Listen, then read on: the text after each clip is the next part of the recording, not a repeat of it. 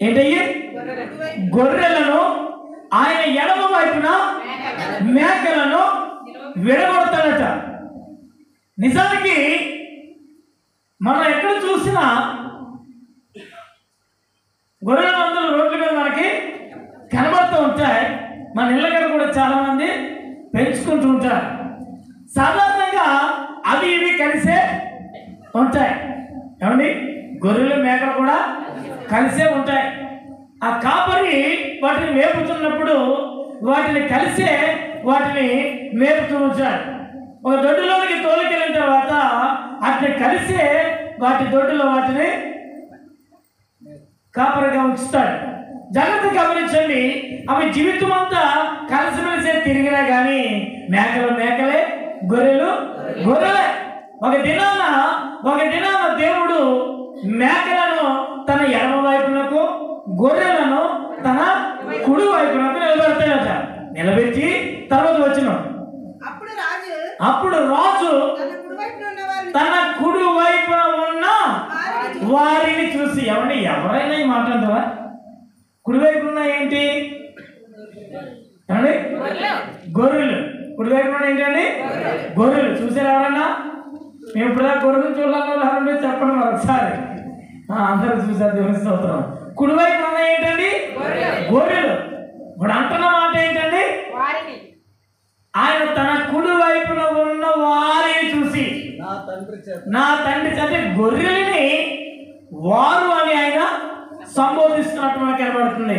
అంటే ఇక్కడ మనం సంబోధించే మాట గొర్రెలు గొర్రెలు కాదు, మేకలు మేకలు కాదు. అంతే దాని అర్థం. గొర్రెలు గొర్రెలే కాదు, మేకలు మేకలే కాదు. ఇది మనుష్యులను గురించినటువంటి మాట. గొర్రె స్వభావం కలిగిన వారిని, మేక స్వభావం కలిగిన వారిని ఇక్కడ మనకు బాగా అర్థం అవ్వాల్సిన మాట. అంటే మేక స్వభావం కలిగినటువంటి వారిని ఎడమ వైపున, గొర్రె స్వభావం కలిగిన వారిని ఆయన కుడి వైపున కూర్చోబెడతాడట. ఇది పాయింట్. ఇప్పుడు ఆయన కుడి వైపున ఉన్నటువంటి గొర్రె స్వభావం కలిగినటువంటి వారితో, అంటే గొర్రెలతో, గొర్రె స్వభావం కలిగిన మనుషులతో ఆయన అంటున్నాడు, నా తండ్రి చేత ఆశీర్వదించబడిన వారులారా. గొర్రెలు లేదా గొర్రెలాంటి స్వభావం కలిగిన వారు ఎవరి చేత ఆశీర్వదించబడిన వారట? హల్లెలూయా, హల్లెలూయా. వారికి ఒక ప్రత్యేకమైనటువంటి ప్రాధాన్యత ఉంది. ఎవరైతే గొర్రెల స్వభావాన్ని కలిగి ఉంటారో, అందుకని యేసుక్రీస్తు ప్రభుల వారు కూడా తనను తాను గొర్రె పిల్లతోటే పోల్చుకున్నాడు. ఏమంటాడు? ఇదిగో వదకు తేబడిన గొర్రె పిల్ల, వదకు తేబడిన గొర్రె పిల్ల. ప్రియులారా, ఇప్పుడు ఈ గొర్రెలను ఏమని మాట్లాడుతున్నాడంటే, యెహోవా చేత, నా తండ్రి చేత ఆశీర్వదించబడిన గొర్రెలు. హల్లెలూయా. ఈ గొర్రెల గురించి, మేకల గురించి మాట్లాడుతుంటే మాట మాటికి ఒకడున్నాడు మనల్ని గొర్రెలు అని అంటూ ఉంటాడు. అది మనల్ని అన్నప్పుడు ఒక చిన్న మాట అనకుండా మేము ఉండలే, ఆడేయడని అనకుండా ఉండలేదు. ఎందుకంటే నా యేసునే వాడు వీడిని సంబోధిస్తాడు. భయంకరమైనటువంటి దుర్మార్గుడు. వాడిని మీరు అంటంలో తప్పేమీ లేదు. కానీ వాడు అంటాడు, వీళ్ళ గొర్రెలు ఏంటి, వీళ్ళు గొర్రెలు, వీళ్ళ గొర్రెలు అంటా ఉన్నాడు అత్తమానం. అసలు ప్రియమైన దేవుని పిల్లరా, ఆడికి తెలియనటువంటి విషయం ఏంటంటే, ఆడికి తెలుసుంటే ఆడికి ఏదైనా కొంచెం జ్ఞానమన్నా ఉంటుంటే గొర్రెలను అంటాం. ఎందుకంటే ఇది నిజంగా చెప్పాలంటే గొర్రెలు అంటున్నాడంటే ప్రియ దేవుని పిల్లరా, ఆడి నిజాన్నే ఒప్పుకుంటున్నాడు. మేకలు అనట్లేనందుకు దేవునికి స్తోత్రం. హల్లెలూయా, హల్లెలూయా. అటువంటి దుర్మార్గుల నోట కూడా మనల్ని దేవుడు ఏమని పిలిపిస్తున్నాడండి? గొర్రెలనే పిలిపిస్తున్నాడు. హల్లెలూయా. ఏంటి మేకలకి గొర్రెలకి తేడా? అడిగి పాపం మేక వాసనే నచ్చుతుందేమో ఒకవేళ. ఏమంటే అడిగి ఒకవేళ మేక వాసమే నచ్చుతుందేమో, గొర్రె వాసన వాడికి నచ్చదేమో. అందుకని అది నచ్చడం ఏమన్నాడు? గొర్రెలు అంటున్నాడు. ఈ రాత్రి చాలా జాగ్రత్తగా ఈ మాటలు విందాం. నిజంగా ఇక్కడ కూర్చున్నటువంటి వారిలో బాగా మాంసప్రియులు ఉంటారు. వాళ్ళని అడిగితే మేక మాంసం టేస్ట్ ఉంటుందా, గొర్రె మాంసం టేస్ట్ ఉంటుందంటే మీరు ఎవరైనా చెప్పండి ఒకసారి. అంటే సందేహం లేదు, చెప్పొచ్చు. తిన్నలాగా అంతలా ఉండాల్సిన పనే లేదు. మేక మాంసం బాగుంటుందా, గొర్రె మాంసం బాగుంటుందా? నిజంగా చెప్పాలి, అనుమానం చెప్పాలి. మేక మాంసమే బాగుంటుంది. ఇలా బాగా మేక మాంసం, గొర్రె మాంసం, ఈ మాంసం బాగా తినే ఆయన ఒక ఆయన అడిగితే ఏది బాగుంటుందా, మేక బాగుంటుందా, గొర్రె బాగుంటుందా అని అడిగితే అబ్బాయి మేక మాంసమే బాగుంటుందా. ఎందుకు పని గొర్రె మాంసం అంటాడు. ఎందుకురా, ఏంటి దానికి దీనికి ఏంటి తేడా అంటే ఎందుకు మరి మేక అంత టేస్ట్ వచ్చింది, గొర్రెకి మరి ఎందుకు అలాగ ఉంది అని అడిగితే అవి రెండు కలిసే ఉంటాయి, కలిసే మ్యాచ్. మరి ఎందుకు మరి మేక అంత టేస్ట్ వచ్చింది, గొర్రెకి ఎందుకు రాలేదు అంత టేస్ట్ అని అడిగితే మేకంట 4 రకాల గడ్డి తింటదట, 4 రకాల ఆకులు తింటదట. కానీ గొర్రె ఒక గడ్డి మాత్రమే తింటదంట. ఏది పడుతుంది, 5 ఆకులు పడితే 5 ఆకులు తినదంట. అది చెప్పిన సమాధానం. మేక 4 రకాల ఆకులు 4 రకాల గడ్డి తింటది కాబట్టి అది రుచిగా ఉంటుందా? ఈ గొర్రె ఆ గడ్డి తిని ఆ గడ్డికే చూస్తుంది, అందుకని అది గొప్పవాసన వస్తుంది అని చెప్పాడు. దీంట్లో నిజంతో అబద్ధంతో తెలియదు, కానీ ఆ మాట ఒకంత ఈ వాక్యం చదువుతున్నప్పుడు మీకు చెప్పాలని ఆశ కలిగినప్పుడు నిజానికి అంత సిద్ధపడే టైం కూడా నాకు లేదు. ఏం చెప్పాలనుకున్నప్పుడు ఈ మాటలు గుర్తొస్తున్నప్పుడు ఆలోచిస్తే ప్రియమైన దేవుడు నిజంగా గొర్రె స్వభావం చాలా మంచిది. ఎందుకని ప్రభు గొర్రెను కోరుకున్నాడు? రుచికరమైన విలువైనటువంటిది. గొర్రెకి మేకని రేటు కూడా చూస్తే మేక మాంసమే ఎక్కువ రేటు. గొర్రెలు కూడా మేకలని చెప్పేసి దాని తోక తీసి దీనికి పెట్టి అమ్మేస్తుంటారు మోసం చేసి. ఎందుకంటే గొర్రె మాంసం అంటే ఎవడో కొనడు సరిగ్గా. ఎందుకు ఇంత తేడా అంటే ఆ గొర్రెట, ఇప్పుడు ఆత్మీయ పాఠంలోకి వస్తున్నాం, ఆ గొర్రెట ఎదుగో అది గడ్డి మాత్రమే తిని బ్రతికిదట. కానీ మేక తనకు దొరికిందల్లా ఏ గడ్డి పడితే ఆ గడ్డి. ఇప్పుడు అర్థమవుతుంది రాదమ్మా అన్నగారు దొరకడికి. ఏ గడ్డి పడితే ఆ గడ్డి తినేది మేక. ఒక ప్రత్యేకమైనటువంటి నియమ నిష్ట కలిగి, ఏమండి, ప్రత్యేకమైన నియమ నిష్ట కలిగి ఏది తనకు ఏర్పాటు చేయబడిందో, ఏది తన కొరకు ఆహారముగా నియమించబడిందో దానిని మాత్రమే తింటూ. హల్లెలూయా. గొర్రెలు అంటానికి మనం ఎందుకు గర్వపడాలి? మనల్ని గొర్రెలు అంటున్నందుకు ఎందుకు సంతోషపడాలి? మనల్ని గొర్రెలుగా సంబోధిస్తున్నందుకు మనము ఒకవేళ మనల్ని ఎవరైనా గొర్రె అంటే కనుక దేవుడికి స్తోత్రం అని మనము చెప్పాలి. పైగా ఇంకా ఏమంటారంటే కొండ గొర్రెలని ఇంకేమో గొర్రెలు చెప్తూ ఉంటారు. ప్రియమైన దేవుళ్ళరా, ఇలా చాలా మాట్లాడుతూ ఉంటారు. ఏదేమైనప్పటికీ కూడా గొర్రెకు ఉన్నటువంటి నియమ నిష్ట మేకకు లేదండి. అది తన ఇష్టానుసారం తన చోటుకి అది పరిగెడుతుంది. కాపరి మాట అది వినదు. ఎక్కడా రాయబడలేదు నా మేకలు నా స్వరం వింటాయని. ఏమండి, నా మేకలు నా స్వరం వింటాయని ఎక్కడ రాయబడలేదు. సాధారణంగా మేకల మందలో గొర్రెలు ఎందుకు కలుగుతారు అంటే, మేకల మందలో గొర్రెలను ఎందుకు కలుగుతారంటే గొర్రెలు తమ యజమాని మాట వింటాయి. ఈ మేకలు తమ ఇష్టానుసారమైనటువంటి చోట్లకి అవి పరిగెడుతూ ఉంటాయి. కానీ ఎప్పుడైతే ఆ మేకల్లో గొర్రెలు ఉన్నాయో ఈ గొర్రెలు బట్టి అవి కూడా తమ మార్గాన్ని మార్చుకుని గొర్రెలు వెనకాల పరిగెడతాయని వాటిలో కొన్ని గొర్రెలను ఉంచుతారు. రాత్రి చాలా జాగ్రత్తగా కనుక మనం ఆలోచించగలిగితే ఎందుకు ప్రత్యేకంగా గొర్రెలను పిలిచి నా తండ్రి చేత ఆశీర్వదించమని వల్ల ఈరోజు ఈ పాట మనం నేర్చుకోవాలి. ప్రియ దేవుని బిడ్డలారా, వారట దేవుని కుడి చేతి వైపున ఉన్నారట. వారు ఎక్కడ ఉన్నారండి? దేవుని కుడి చేతి వైపున ఉన్నట్టుగా మనం చూస్తున్నాం. ప్రియమైన దేవులారా, గొర్రె స్వభావాన్ని గురించి ఇక్కడ మనం చూస్తున్నాం. చాలా క్లుప్తంగా ఈ మాటలు చెప్తాను. గొర్రె స్వభావం గురించి చెప్పినప్పుడు ఇదే మాటను మనము బేస్ చేసుకుని మనం ఈ రాత్రి వాక్యాన్ని ధ్యానిస్తే, గొర్రెట ఒక ప్రత్యేకమైనటువంటి ప్రత్యేకతను కలిగి ఉంది, సమర్పణ కలిగి ఉంది. తనకి ఏదైతే ఆహారముగా నియమించబడిందో దానిని మాత్రమే అది తింటుంది.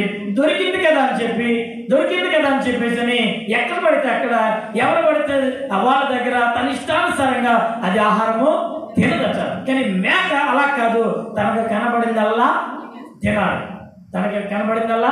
తినాలి. కొరికెన్న అవతల పాడేయాలి, నచ్చకపోతే అంతే తప్ప గుడిచిపెట్టి మాత్రం వెళ్ళదు. రేదుండరా, ఇది చాలా ఆత్మీయమైనటువంటి మాట. దేవుని చేత ఆశీర్వదించబడినటువంటి బిడ్డగా ఉండాలి అంటే, ఒకనొక దినాన దేవుడు గొర్రెలను మేకలను, ఇక్కడ ఉన్నటువంటి గుంపులు కొన్ని గొర్రెలు ఉన్నాయి, కొన్ని మేకలు కూడా ఉన్నాయి కాదంటే లేదు. ఒక దినాన దేవుడు రాబోతున్నాడు, ఆయన కాపరిగా రాబోతున్నాడు. ఆయన గొర్రెలను మేకలను వేరు చేయబోతున్నాడు. నువ్వు గొర్రె స్వభావాన్ని కలిగి ఉంటే ఆయన కుడి చేతి వైపుకి, ఇంకా నీలో మేక స్వభావము కలిగి ఉంటే, మేక స్వభావాన్ని నువ్వు కలిగి ఉంటే ఎడమ చేతి వైపుకి నువ్వు రాబోతున్నావు.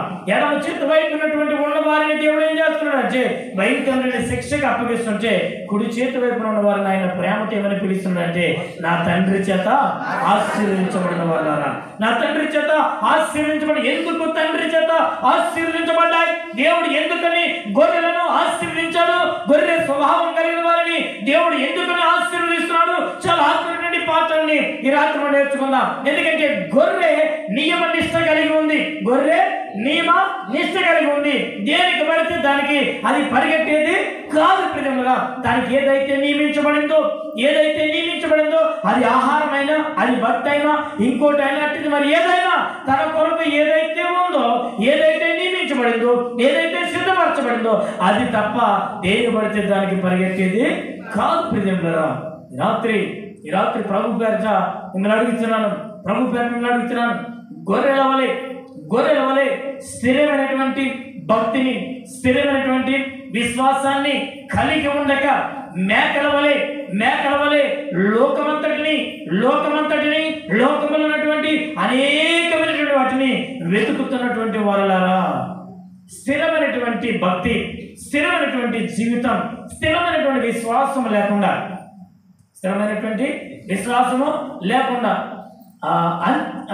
చంచల బుద్ధి, దాన్ని ఏమంటారంటే చంచల బుద్ధి, స్థిరమైనటువంటి బుద్ధి కాక చంచల బుద్ధి కలిగి ఒకవేళ మనలో ఎవరైనా జీవిస్తున్నారేమో. ఇక్కడ కూర్చుని దేవుడు మనకేదైతే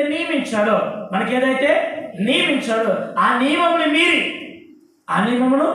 మీరి అబద్ధం ఆడుతున్నది ఒక నియమం. మనకి ఏది సిద్ధపరచబడిందో దానినే పాటించాలి.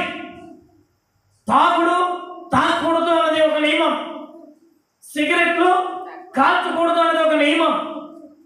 ఏమండి, ఈ నియమాలు ఉన్నాయి కదా మనకి. ప్రియ దేవులారా, పర్వాలేదు ఇలా మాట్లాడుతున్నాం ఏంటి? ఈ రోజుల్లో తాగనోడు ఎవడున్నాడు? తిరగనోడు ఎవడున్నాడు? పర్వాలేదు. మీ చర్చిలోకి వచ్చే వాళ్ళందరూ మాట్లాడరా? నీ చర్చిలోకి వచ్చే వాళ్ళందరూ ఎవడు లేడా అంటాడు? పెద్ద నువ్వు ఎక్కడి నుంచో పుట్టుకొచ్చినట్టుగాని పెద్ద కబుర్లు చెప్తున్నావు అని మనల్ని ఆ పాపానికి ప్రేరేపించి ఎస్ నేను చెప్పగలను. బెహ్రాలో నేను చూశాను పాస్టర్లోనే అన్నారు. అంటే అలా ఉన్నారు కాబట్టి అలాగా అన్నారు కూడా. జాగ్రత్త. నేను ఎవరైనా ప్రేరేపిస్తూ ఉంటే నీ భక్తి జీవితాన్ని పాడు చేయడానికి, నీ ఆత్మీయ జీవితాన్ని పాడు చేయడానికి, నీ పరిశుద్ధమైనటువంటి జీవితాన్ని పాడు చేయడానికి, పవిత్రలో నుంచి పడగొట్టడానికి ఎవరైనా పర్వాలేదు అని నిన్ను ప్రేరేపిస్తుంటే నీకు నియమించబడిన నియమము తప్ప లోకంలో కనబడుతున్న దాని వైపుకి నువ్వు పరిగెడితే నువ్వు మేకముగా కానీ గొర్రె మాత్రము కాదు, వచ్చి వారు యెహోవా చేత ఆశీర్వదించబడిన వారు కాదు అని మా మాటకి నేను చెప్పగలను. ప్రజలురా, నీకు అటువంటి గొర్రెల మేకల గురించి మాట్లాడుతున్నప్పుడు ఎందుకు గొర్రెగా ఉండాలి అంటే దానికి ఒక నియమ నిష్ట అనేది ఉంది. ఇదిగో దాని దగ్గర కట్టుకొచ్చి ముళ్ళ కట్టుకొచ్చి ఇదిగో ఇది తినమంటే అది తినమన్నా తినదు. ఏ ఆకులు పడితే ఆకులు కట్టుకొచ్చి దానికి వేస్తే అది తినమన్నా తినదు. ఎందుకంటే ఆకలితో ఉంటుంది తప్ప ఇదిగో దానికి ఏది నియమించబడింది ఆ గడ్డి తప్ప మరి ఇంకేది తినదు. ప్రియములారా, ఈ రాత్రి ఎంతమంది అంత నియమముగా ఒక గొర్రె లాంటి నియమాన్ని కలిగి ఎంతమంది ఉండగలిగారు? ఇది సరిదిద్దుకోవలసిన వాక్యం. మన జీవితాలను సరిదిద్దుకోవలసినటువంటి వాక్యం. షూలమితి తన మందలను ఎక్కడ మేపుతుందట? తన చెరుకాల దగ్గర మేపుతుందట. అయ్య మందలే పట్టుకెళ్ళి ఎక్కడ మేపుతుందండి? చెరుకాల మధ్య మేపుతుంది. అయ్యో తెలుగులేదు ఆమెకి, ఎక్కడ ఉండాలో ఎక్కడ ఉండకూడదు ఆమెకి తెలియట్లేదు అంటది. నా ప్రియుడా, నువ్వు ఎక్కడ నీ మందలను మేపుతున్నావు, ఎక్కడ నీ మందలను మేపుతున్నావు అని అడుగుతుంది. తను ఉన్నటువంటి చోటు ఆయన అంటాడు, నువ్వెక్కడ ఉన్నావు అంటే అయ్యో నేను నా చెరుకాళ్ళ మధ్య నా మందలను మేపుతున్నాను అని అంటున్నారు. అయ్యరుషుల కుమార్తె ఆ మందల మేపు వాళ్ళు హేళన చేస్తున్నారు. వీళ్ళరా, నీ స్నేహం, నీ జీవితం, నీ స్నేహితులు ఎటువంటి వారి మధ్య నీ సహవాసం, ఎటువంటి వారితో నీ జీవితం, ఎటువంటి వారితో నీ యొక్క సహవాసం అనేది ఒకసారి ఆలోచించు. గొర్రెగా ఉన్నావా, లేకపోతే గొర్రెగా ఉన్నావా, లేకపోతే నీవు చంచలమైనటువంటి బుద్ధితో మేకవలే ఉన్నావా? మేకవలే ఉంటే వారు చీకటికి వారిని తీసుకెళ్ళబోతున్నాడు. గొర్రెగా ఉంటే అంటాడు, పిలుస్తున్నాడు, నా తండ్రి చేత ఆశీర్వదించబడాలి. నా తండ్రి చేత స్థిరమైనటువంటి జీవితం, స్థిరమైనటువంటి భక్తి మనం కలిగి ఉండాలి. కాబట్టి దానియేలుని ఆ రోజు వారి దేశం నుంచి వారు చెర పట్టుకెళ్ళారు. నేషకుషేత్రకు అబేద్నెగోలు అలాగే దానియేలు కూడా తీసుకెళ్లారు. అక్కడికి తీసుకెళ్ళిన తర్వాత రాజుగారు తినే ఆహారం తినమన్నారు. ఇప్పుడు ఏంటది? రాజుగారు తినే ఆహారం తినమంటున్నారు. ఇప్పుడు ఈయన అనుకోవచ్చు ఇది మా ఊరు కాదు, ఇది మా ఊరు కాదు, నేను ఇక్కడ తినేసినా కానీ ఎవడ చూడ్డం, మా ఊళ్ళో ఎవరు ఇక్కడ లేరు, నేను ఇక్కడ తిన్నా కానీ ఇక్కడ ఏం చేసినా సరే, తిన్నా తాగినా తిరిగినా ఏం చేసినా సరే నా సంగతి ఎవరికి కూడా తెలియదు, నేను ఇక్కడ తినేసినా నాకేమి పర్వాలేదు అని దానియేలు తాను కనబడుతున్నటువంటి తన కంటికి కనబడుతున్నటువంటి ఇష్టానుసారమైనటువంటి జీవితం వైపు, లోక జీవితం వైపు, అల్పకాల భోగాల వైపు, అతని కంటికి మైమరిపించే వాటి వైపు అతడు పడిపోలేదు. కానీ హల్లెలూయా, అతని కొరకు ఏది నియమించబడి ఉందో అతడు దేని యందు పూర్వం నుండి నడిపించబడుతున్నాడో, భక్తి విషయంలో ఏదైతే అతను నేర్చుకున్నాడో దాని నుండి పడిపోక అతనికి ఎన్నో ఆఫర్స్ వచ్చినాయి. రాజుగారి భోజనం మాటల మీకు ఇస్తే నేను తినమన్నానండి. రాజుగారి భోజనం మీకు ఎడితే మా కొద్ది రాజుగారి భోజనం, ఇది అన్యుడు మాకెందుకు, నేను క్రైస్తవులు, ఆడ భోజనం మేమేది తింటాం అన్న వాళ్ళు ఎంతమంది ఉన్నారు చెప్పండి ఒకసారి, చెప్పాలా? లేదా టైం అయిపోతే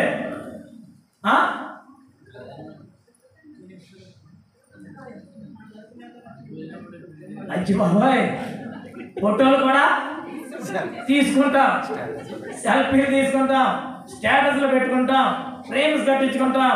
ఎవరికైనా ఉందా ఈ రేంజ్? ఎవరికైనా ఉందా ఈ రేంజ్? పలానా రాజుగారితో వచ్చి భోజనం, అచ్చుగా ఆయన తినే భోజనం. పిల్లరా, మనం ఉప్పొంగిపోతుంటాం, పడిపోతుంటాం. కానీ దానియేలట ప్రియా దేవుని బిడ్డలారా, ఇదిగో ఆయనకు ఎవరు లేకపోయినా, దేశం కాకపోయినా, భాష కాకపోయినా, చూసేవారు ఎవరు, చెప్పేవారు ఎవరు లేకపోయినా, ఇదిగో తన పవిత్రతను కాపాడుకుంటూ అతడు కనబడుతున్నటువంటి లోకాశల వైపు పడిపోకుండా అతడు స్థిరముగా ఉన్నాడు కనుక ఈ రాత్రి అనగలము, యెహోవా చేత ఆశీర్వదించబడిన వారు. హల్లెలూయా, హల్లెలూయా. నీ భక్తి జీవితంలో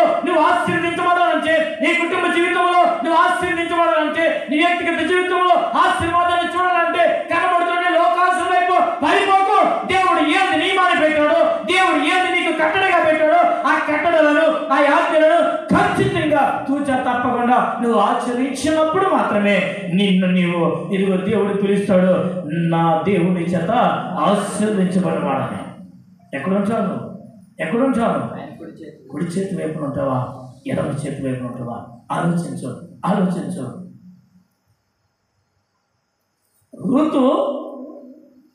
రూతు పరగేరుకోటకి వెళ్ళింది, తిరిగి వచ్చేసరి బెత్లెహేం.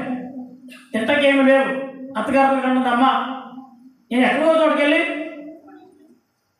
కదంతా పరగేరుకొస్తాను, మనం బతకాలి కదా, తినాలి కదా అంటే అమ్మ జాగ్రత్తగా వెళ్ళండి. వెళ్ళి సాయంత్రానికి కానీ ఎవరు గట్ట చక్కగా గోధుమలు ఎవరో పోవేసుకొచ్చింది.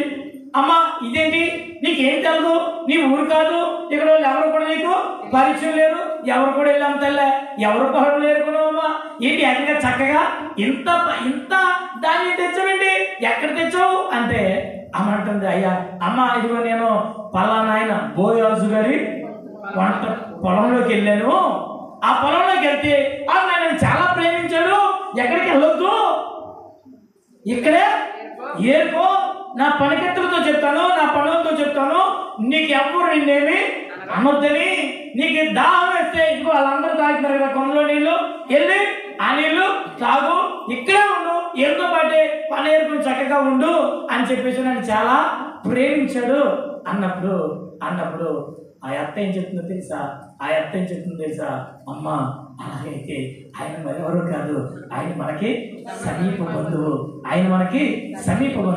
ఎక్కడికి వెళ్ళొద్దు, ఆయన చేలోకే వెళ్ళు. ఇంకా ఆ పక్కన ఉన్నారే ఆ చేల్లో పనిచేసే వాళ్ళు ఎవరి కంటికి కనబడకుండా ఇదిగో ఆ బోయాజు పొలంలోనికి వెళ్ళి అక్కడే త్వరగా ఎరుకు. హల్లెలూయా. అక్కడికి పరిగెట్టేది, వాళ్ళ మాట వీళ్ళ మాట విని ఎక్కడ పడితే అక్కడికి వెళ్ళేది. ఏ స్వభావం? మేక స్వభావం. మనం అనుకున్నాం కదా, ఎక్కడ పడితే అక్కడికి వెళ్ళేది, మేక స్వభావం. స్థిరమైనటువంటి జీవితం, అది నీ పనిలోనైనా సరే స్థిరముగా ఉన్నప్పుడే అది ఎంత కష్టమైనా, అది ఎంత బాధైనా, నువ్వు కష్టపడి ఒక చోట స్థిరంగా పనిచేసినప్పుడే దేవుని వాక్యం గుచ్చుకుంటుంది.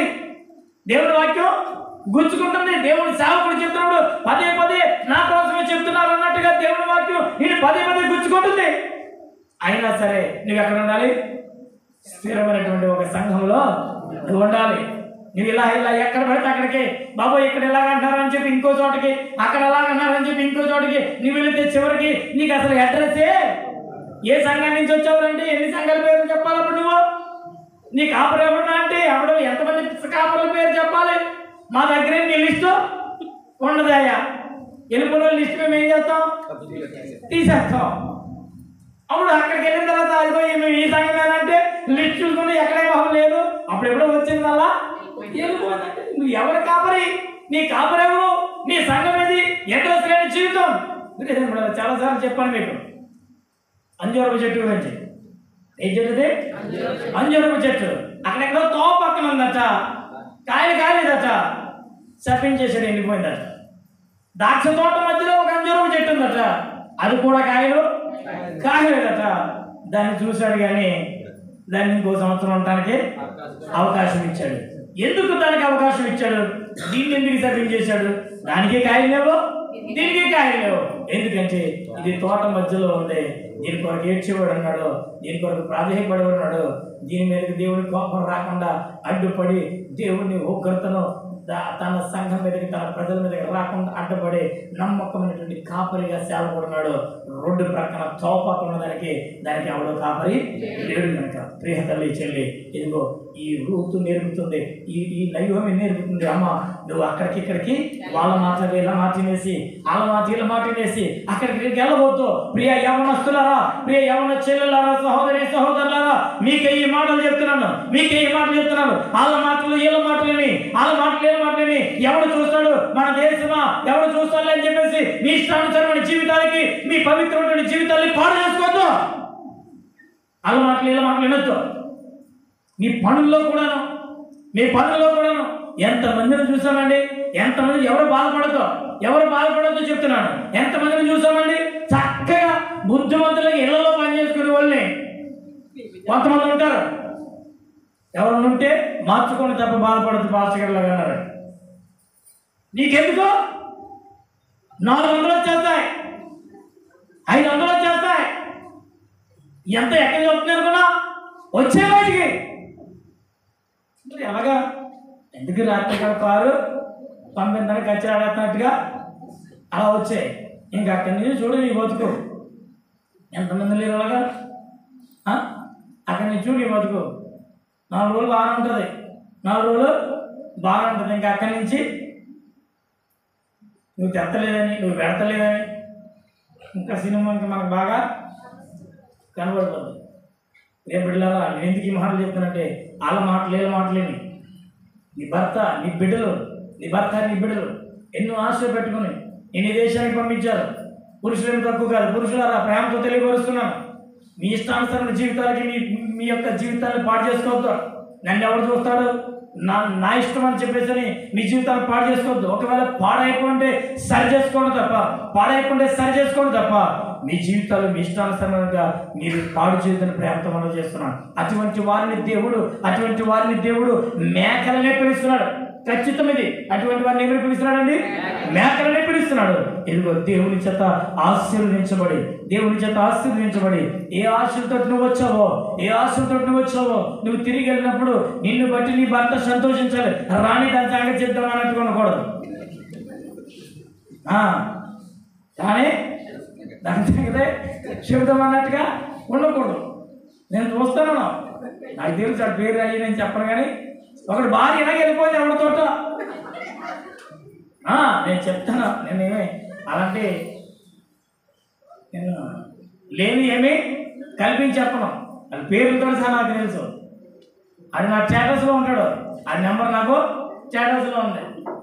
ఆడి భార్య ఆడు ఎవరితో వెళ్ళిపోతే రండి వీడు రోజు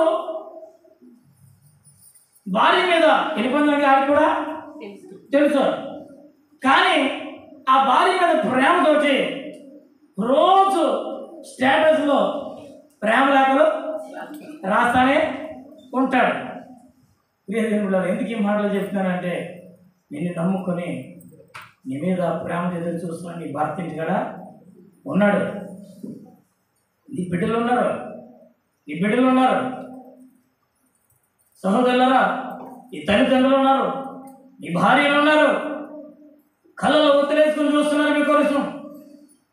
మీ ఇష్టానుసారంగా మీరు జీవించితే ఎందుకు వచ్చారంటే మీరు ఇక్కడికి మీ కుటుంబాలు ఆశీర్వదించబడాలని. అమ్మా ఇదైతే వాస్తవం కదా. మీ కుటుంబాలు బాగుండాలని వచ్చారు ఇక్కడికి. ఇదిగో తిరిగి వెళ్ళి అదే రకంగా సంతోషంగా ఉంటే ఎంత దీవెన. హల్లెలూయా. అలా ఆశీర్వదించబడాలంటే మీరు ఖచ్చితంగా గొర్రెల వలె ఉండాలి. మన ఇష్టం నా ఇష్టం అని కనబడిన చోటుకల్లా ఇష్టానుసారంగా తిరగవద్దని ప్రేమతో మనం చేస్తున్నాను. ఎందుకంటే దేవుని ఆశీర్వాదం నీ మీదకి రావాలంటే, దేవుని దీవెన నీ మీదకి రావాలంటే దీనిరా ఇదిగో దేవుని చేత అనేక మనకి స్థిరమైనటువంటి జీవితాన్ని ఉండాలి. చూడండి, ఎవరైతే స్థిరంగా ఉంటారో వాళ్ళకి ఎప్పుడు దేవుని దీవెనలు ఎప్పుడూ ఉంటాయండి.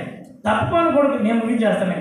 తప్పుకొని కొడుకు కొంచెం ఘాటుగా ఉందేమో ప్రసంగం ఎలా ఎవరు ఏమనుకోద్దు. నేను అనుకోలేదు, సిద్ధపడలేదు, ఏం చెప్పాలో తెలక వచ్చి నిలబడితే మరి దేవుడు మాట్లాడుతున్నాడు. ఎవరు పోతున్నారు తెలియదు. కానీ తప్పుపోయిన కుమారుడు వెళ్ళిపోయాడు. వీడు ఆశని వెళ్ళిపోయాడు, పాడు చేశాడు. ఎక్కడికి వెళ్ళిపోయాడంటే పందుల దాకా వెళ్ళిపోయాడు, తినేశాడు, వచ్చాడు. తండ్రి తిరిగి వస్తే ఏం చేశాడండి? కౌగిలించుకున్నాడు, ముద్దుపెట్టుకున్నాడు, కొత్త బట్టలు ఇచ్చాడు. కానీ అక్కడ రాయలేదు మళ్ళీ ఆస్తి ఇచ్చినట్టు. రాలేదు. ఈ ఇలా చూస్తుంటే, పండుగ చేస్తుంటే, బట్టలు కొనుక్కు వచ్చేస్తుంటే, ముద్దులెట్టేసుకుంటే, తలగడ్డిగా ఏం చేస్తుంటే ఇంటికాడే ఉన్నాడు ఎవరో పెద్ద కొడుకు. ఆడికి కోపం వస్తుంది. ఏంటే ఆడికి ఏంటి మళ్ళీ మళ్ళా పని చేస్తాడా ఏంటి ఏంటి మళ్ళా పని చేస్తాడండి. ఎవడే అడగలేకపోతున్నాడు నాన్నగారిని.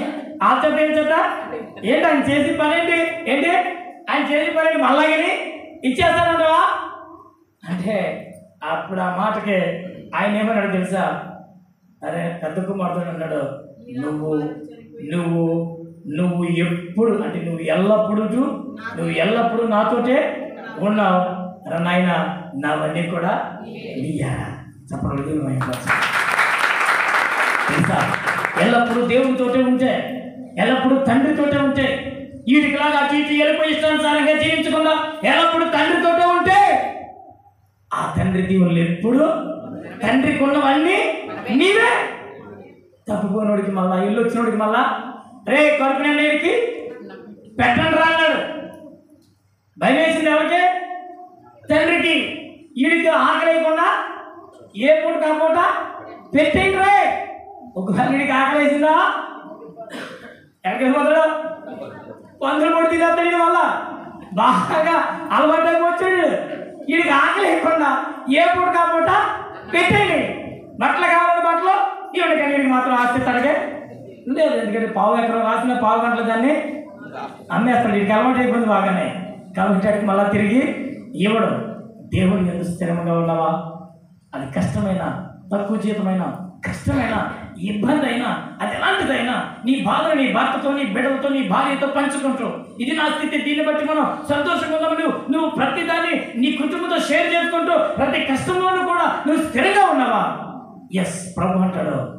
ఆయన అంటాడు, నీ భర్త అంటాడు, పర్వాలేదులే ఉన్నదంతా చదువుకుందాం, లేకపోతే వచ్చేయి అని ఎంతో ప్రేమతో మాట్లాడతాడు. లేదంటే ఇదిగో నీ ఇష్టం ఏంటి, నీ ఇష్టం. ఎంతమంది లేరండి కదా దేవుళ్ళరా, నువ్వు స్థిరంగా ఉన్నావా అంటాడు.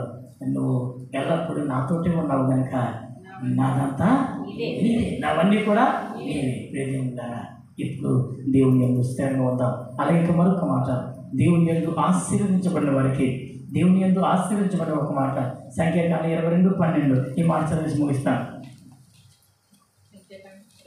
సంఖ్యాకాండం 22:12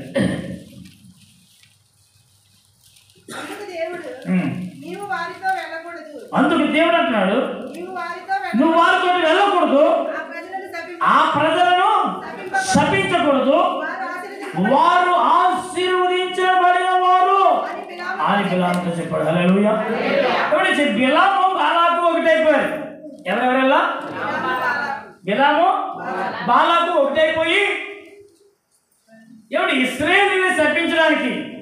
బిలామేమో ఆత్మీయుడు, దేవుని ప్రవక్త. బాలాకేమో రాజు. బాలాకేమో డబ్బున్నవాడు ఒకడు, పాస్టర్ గారు ఒకడు, ఆత్మీయుడు ఒకడు. వీళ్ళిద్దరూ కలిసి ఎవరి మీదకి వచ్చారు? ఇప్పుడు ఇశ్రాయేలు మీదకి వచ్చారు. అంటాడు ఇదిగో నువ్వు వారి జోలికి వెళ్ళడానికి వీల్లేదు. ఎందుకంటే వారు ఆశీర్వదించబడిన వారు. హల్లెలూయా. ఇప్పుడు దేవుని కుడి వైపున ఉన్నటువంటి గొర్రెగా ఉండగలిగితే నీ కష్ట నష్ట బాధల్లో, ఇరుకులు, ఇబ్బందుల్లో సహించుకుని ఓర్చుకొని నీకు ఎన్ని కళ్ళ ముందు ఎన్ని కనబడుతున్నా ఆ పాపంలోకి జారిపోకుండా పర్వాలేదులని చెప్పేసి ఎలాగైనా పర్వాలేదులని చెప్పేసి అని మీరు అలాగైనా ఉండండి, పాత్రకి మాత్రం వచ్చేయండి, ఇలా ఇష్టానుసారంగా నేను మిమ్మల్ని ఖండించదలుచుకోవాలి, మీకు పూర్తిగా అర్థమైపోయి ఉంటారు. ఇలాగని చెప్పేసి కనబడిన దానికల్లా మనం ఆశపడి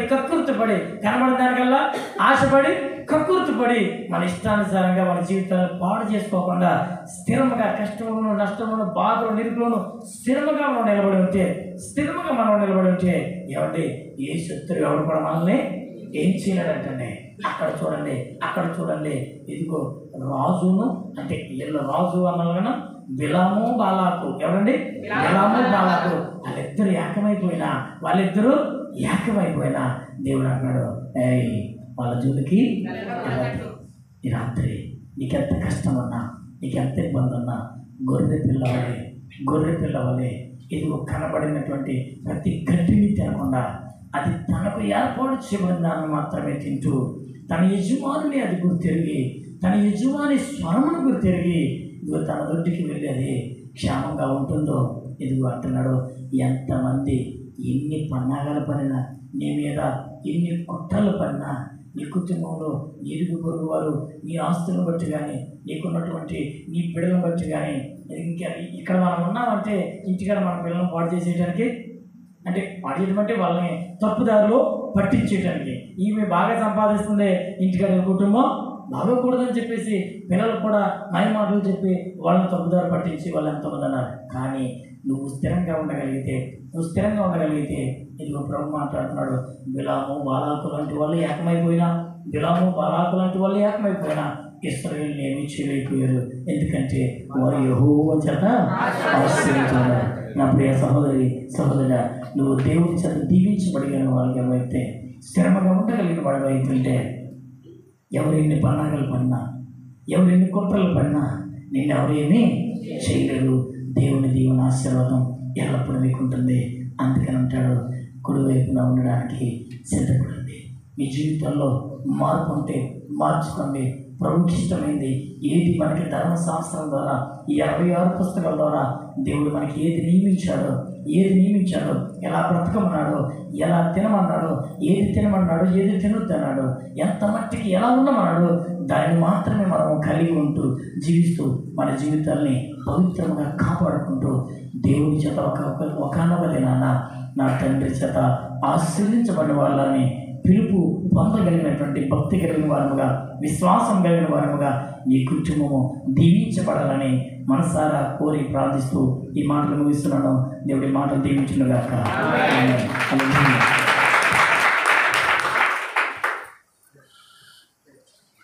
ప్రత్యేకమైన సమయంలో మరి సమయం తట్టుకుంది కనుక ప్రత్యేకమైన కానుకలు దేవుడు మీ జీవితాల్లో మీ కుటుంబాల్లో చేసినటువంటి మేలులను బట్టి ఉపకారాలను బట్టి ప్రత్యేకమైన కానుకలు కానీ మొక్కుబడి కానుకలు కానీ దశమ భాగాలు కానీ ప్రథమ ఫలాలు కానీ కృతజ్ఞత కానుకలు కానీ తీసుకొచ్చినటువంటి వారు దయచేసి మీ కానుకలు మరి ముందుకు తీసుకురావాలని ప్రత్యేకంగా మనం చేస్తున్నాం. జాగ్రత్తగా వినండి. ఇవి క్రిస్మస్ కానుకలు కాదు. క్రిస్మస్